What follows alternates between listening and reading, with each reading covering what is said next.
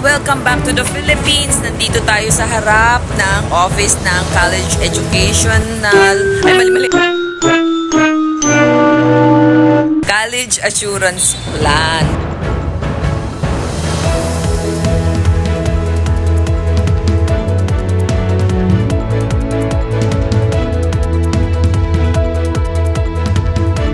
Meron silang office dito where you can file your claim. Nagulat nga ako kasi pagdating ko may cheque na palang available to me.